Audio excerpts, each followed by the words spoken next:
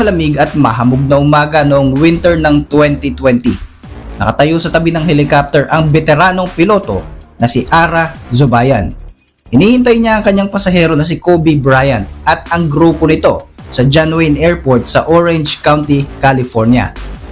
Habang naghihintay, tinitingnan niyang mabuti ang kanyang flight planning app. Hindi maganda ang balita rito. Pinapakita kasi ng app ang warning na masama ang panahon at makakapalang ulap na bumabalot sa buong California kung saan sila dadaan. Sa madaling salita, hindi magandang ideya ang lumipad gamit ang helicopter. Malaking problema ito pag nagkataon. Ang OC Helicopters ang siyang kumontrata sa NBA legend na si Kobe at sa kasamahan nito. Samantala, hinire naman ng kumpanyang ito ang Island Express Helicopters para maghatid kina Kobe at sa kanyang kasamahan sa Camarillo, California. Para sa pilotong si Ara Zubayan, malaking opportunity ito lalo na para sa kanyang kumpanya na pinagtatrabahuhan dahil isang sikat na tao ang kanilang kliyente. Si Kobe ay isang valued client ng kumpanya. Top priority nila ang laging mapasaya ang basketball star at maihatid ito ng ligtas at laging tama sa oras sa anumang pupuntahan ito. Noong umaga ng January 26, 2020, sasakay si Kobe sa Sikorsky S-76B helicopter. Nakarehistro ito bilang N-72EX. Ito ay isang twin-engine aircraft na kinukonsidera bilang isa sa safest helicopter sa buong mundo. Yun nga lang, ang kumpanyang nagmamay-ari dito na Island Express ay may limitadong lisensya lamang under Visual Flight Regulation. Ibig sabihin, ito ay regulasyon na nagsasabing kailangan lamang magpalipad ng piloto ng helicopter na may malinaw na visibility at sapat upang makita niya ang kanyang tinatahak na ruta. Ang safety ng helicopter ay ibinabase sa electronic analysis checklist na may 69 items. Base sa number of points, dito nila malalaman ang risk factor ng pagbiyahe. Kung makakakuha ng score na higher than 45 points ang checklist na ito, dapat at mandatory na isang guni ito ng piloto sa management para ma-determine kung ano ang magandang gawin. Tila ba na pressure si Zubayan sa isiping hindi matutuloy ang biyahe sa tamang oras kung isasangguni pa niya ito, kaya naman mas pinili niyang i-skip na ang proseso na ito. Medyo late na nang dumating si Kobe Bryant na halos 3 taon pa lamang mula nang ito ay magretiro sa NBA. Wala na siyang kontrata kaya naman mas pinili niyang pagtuunan ng pansin ang athletic ability ng kanyang anak na si Gianna Bryant na noong panahong yon ay 13 years old pa lamang at binubuo ang kanyang pangarap na maging magaling na basketball player. Kasama sa mga sakay ng helicopter sina Peyton Chester, teammate ni Gianna at ang ina nitong si Sarah Chester. Kasama rin ang isa pang teammate na si Alyssa Altobelli at ang mga magulang nito na sina Kerry at John Altobelli. Kasama rin sa mga pasahero ang assistant coach na si Christina Mauser. Magtutungo sila sa Mamba Sports Academy na gaganapin sa Thousand Oaks para sa isang basketball game sa Newbury Park. Dito nakaschedule na mag-coach sana si Kobe Bryant sa laro ng kanyang anak. 9:07 AM, nagsimula nang lumipad mula sa John Wayne Airport ang helicopter na sinasakyan ng mag-amang Kobe at Gianna Bryant kasama ang 7 pang tao. Hindi pa rin maganda ang weather condition. Limitado pa rin ang visibility ng piloto dahil sa kapal ng ulap at ng fog na bumabalot sa kapaligiran. Ang paglipad sa Los Angeles airspace ang isa sa pinakamahirap na trabaho para sa mga piloto dahil ito ay isa sa pinaka-busy na airspace sa ating daigdig. Mula sa mga passenger at mga private planes o maging mga fighter jets, name it, ito ay kadalasang lumilipad sa airspace na ito. Pero ang pinakamahirap talaga ay ang magpalipad ka na limitado ang iyong visibility bilang isang piloto. Sa pagpapatuloy ng kanilang biyahe, hindi pa rin talaga maganda ang visibility ng kinaroroonan nila. Sa pagdaan nila sa Silver Lake Reservoir, papasok na sila sa isang uncontrolled airspace, isang lugar na hindi minomonitor ng air traffic controller. Para makadaan sila dito, kinakailangan nilang humingi ng permiso sa control tower ng Burbank Airport na ng panahong iyon ay under strict surveillance. Bandang 9:20 AM, humingi ng permiso si Zubayan na makapasok sa uncontrolled airspace pero hindi ito pinayagan dahil nga sa low visibility at nagkataong isang jet ang malapit na ring maglanding. Dahil dito, nag-request na lang ang piloto ng Special Visual Flight Rules. Pansamantalang nagpaikot-ikot ng halos 11 minuto ang helicopter na ito sa uncontrolled airspace. Halos 400 feet lamang ang taas nito mula sa Glendale.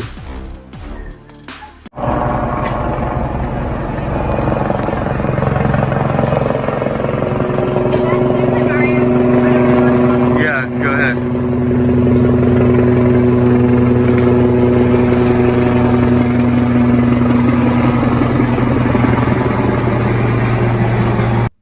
"9:32 AM, binigyan ng permiso si Zubayan na pumasok sa Burbank Airspace. Porsigidong makarating on time ng Camarillo Airport ang piloto. Subalit dahil nga sa air traffic sa direksyong ito, napilitan siyang mag-iba ng ruta. Lumipad sila patungo sa San Fernando Valley.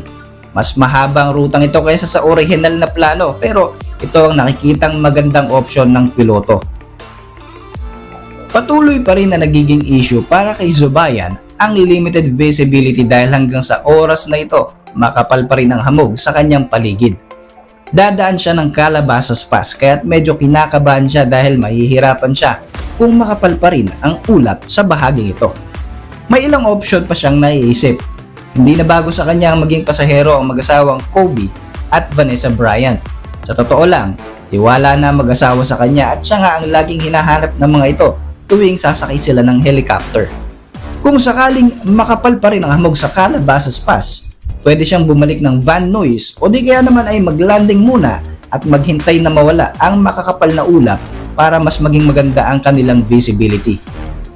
Bandang 9:40 ng umaga, nakalabas na ang grupo ni Kobe sa Van Nuys Airspace at tinatahak na nga nila ang southwest corner ng San Fernando Valley. Doon ay nag-transition siyang muli sa isang uncontrolled airspace. Kinontak ni Zubayan ang Regional Air Traffic Controller na Southern California Terminal Radar Approach Control o SOCAL. Dito ay nag-request siya ng flight tracking upang malaman niya ang real-time weather at air traffic advisories. Lumilipad ng low altitude ang helicopter habang binabaybay ang Ventura Freeway. Napansin niya na mataas ang lupa sa bahaging iyon kaya naman sinubukan niyang umikot dito habang pataas siya ng pataas ng altitude. Dito na nga sila nakarating sa makapal pa na ulap. Kailangang maging alisto siya sa pagkakataong ito. 9:44 AM, napansin ng mga bikers ang helicopter na ito na hindi normal ang paglipad. Isang babae rin ang nakakita sa helicopter na ito ay lumilipad ng halos 400 feet lamang pero ilang saglit nga ay naglaho ito sa makapal na ulap. Samantala, sa cockpit ng helicopter, aksidenteng lumilipad na sila sa instrumental weather condition. Sa madaling salita, ito yung kondisyon kung saan hindi na makikita ng piloto ang kanyang ruta dahil sa factor sa paligid katulad ng makapal na hamog at makapal na ulap. Dito, kailangan niya mag-rely sa mga equipment ng helicopter para paliparin ito ng maayos. Ito ang pinakamabigat na challenge sa kanya dahil hindi naman siya ganoong katrained pagdating sa ganitong weather condition, lalo na kung magpapalipad siya gamit ang mga equipment lamang. Ray, where are you? Just west of Van Nuys to Edwards. Ang challenge sa kanya ay kung paano siya babalik ng ligtas sa visual flight rules. Dito na sinimulang umakyat pa ng altitude ni Zubayan sa pag-asang baka makakakita siya ng isang open area sa ulap. Tuloy-tuloy pa rin ang pag-akyat niya ng altitude. Hindi akalain ni Ara na maiipit siya sa ganitong sitwasyon. Kinakailangan maging precise at mabilis ang kanyang mga desisyon sa mga oras na yon.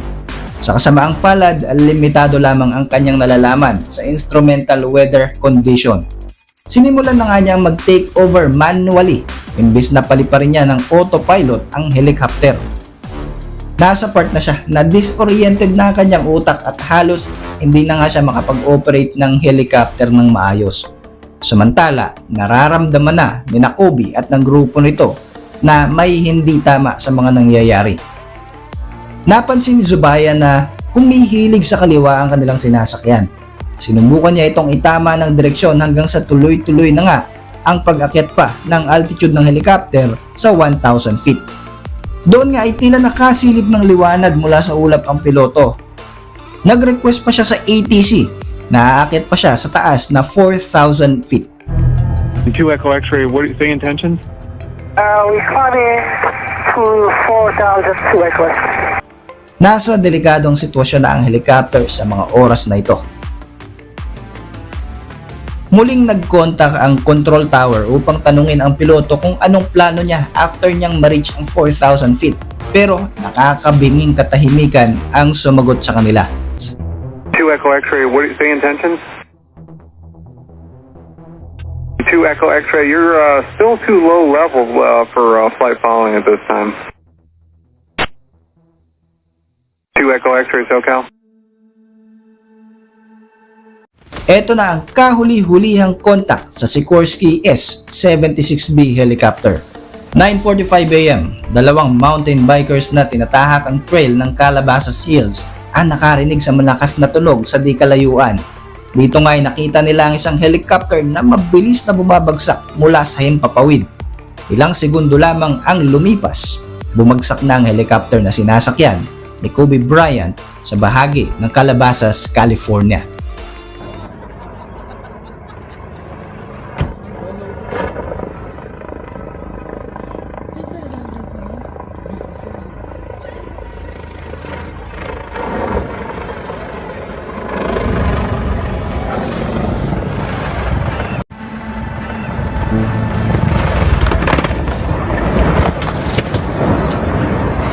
Wasak-wasak ang aircraft, samantalang ang fuselage naman ito ay tumilapon sa layo na 100 meters.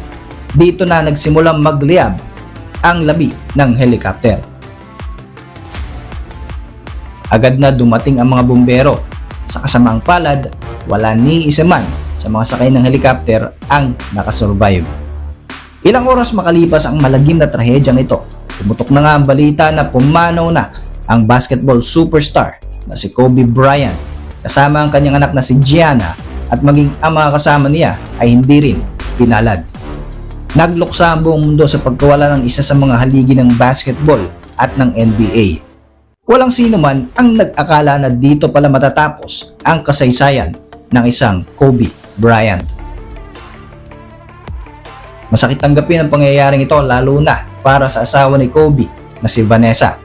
Hindi lang asawa kundi maging anak niyang si Gianna ay kinuha rin sa kanya ng trahedyang ito na ayon sa final investigation ay maaari naman sanang maiwasan kung sumunod lamang sa tamang proseso ang piloto. Para sa inyong mga reaksyon, mag-iwan lamang ng komento sa ibaba. Muli, ako po si Roy Z. Maraming salamat po sa patuloy na pagsuporta sa ating channel.